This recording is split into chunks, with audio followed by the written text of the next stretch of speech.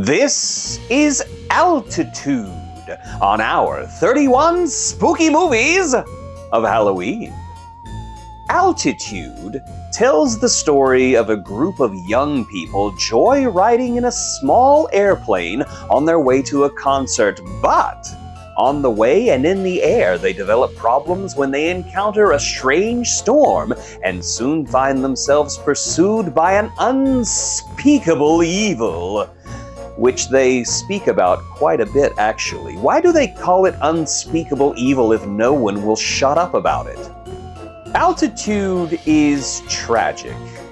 It's tragic like an orphanage fire, or that Arms of an Angel commercial that plays late night on TV, or a plane full of politicians going down in flames, but one seat is empty.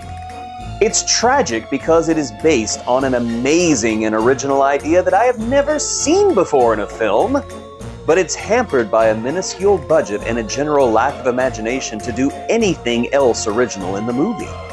I don't mind the fact that the CGI and green screening was janky. I can suspend disbelief enough to look past that if the movie is good enough.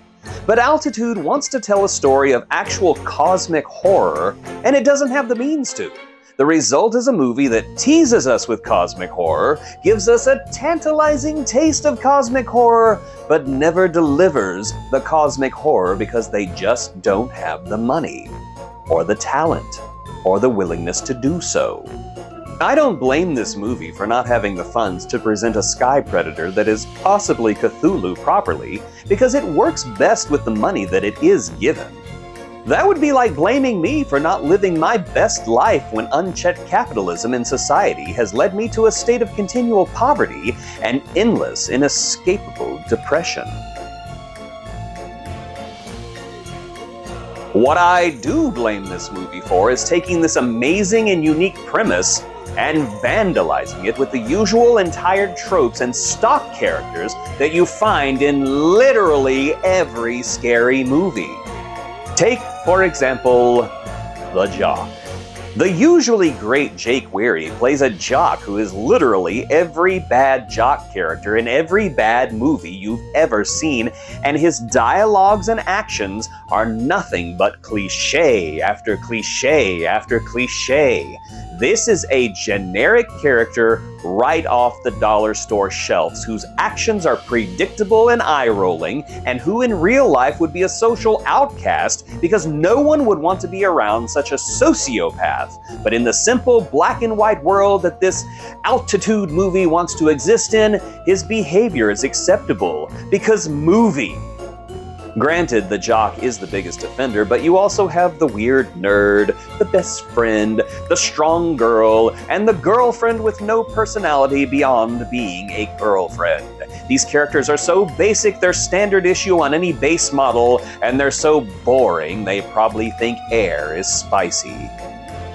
Every moment in this film that does not contain hentai from the sky revolves around mediocre characters saying mediocre things, and it's so dull and uninvolving that even revelations that seem like they should be important are presented with a sigh and received with an indifferent shrug. It's easy to get excited about the premise, but that excitement drains away as soon as anything non-cephalopod takes place, and that's a lot of this movie. What's worse is that major plot points involving the climax are handled clumsily and all but destroy the entire movie. So here we go. Spoiler alert coming in 3, 2, 1. You have been warned. Almost out of nowhere, we learn that the Elder God trying to turn the plane into a Trisket is the result of the imagination of one of the passengers on the plane, and the more fear this person feels, the stronger the sky squid becomes. It's not a bad reveal if it had been handled with greater care and foreshadowing, but it just about comes out of nowhere. Later, this same passenger discovers that they have the ability to change reality and time travel by using his imagination powers, and no, I'm not making that up! This revelation that it was all in the head of a disturbed person takes every bit of wind out of the sails that was weakly propelling the story forward. Seriously, think about this. What is more terrifying? A man whose insecurities are made form? Or an octopus who thinks that airplanes are hors d'oeuvres and is hanging out in the sky somewhere, ready to take planes down with no notice? Because that is freaking terrifying. Again, some of the movie's problems are caused by a lack of budget, but most of them are caused by lame writing and a lack of commitment to the insane premise that this movie introduces us to. Altitude is like a Christmas present that is big and wrapped in pretty paper, but when you open it, it's just an empty box with a gift card to a restaurant that gave you food poisoning the year before. But it's expired anyway, which strangely makes the entire thing even more disappointing. Altitude tries to fly high concept, but crashes and burns. It's disappointing, but the idea is something special.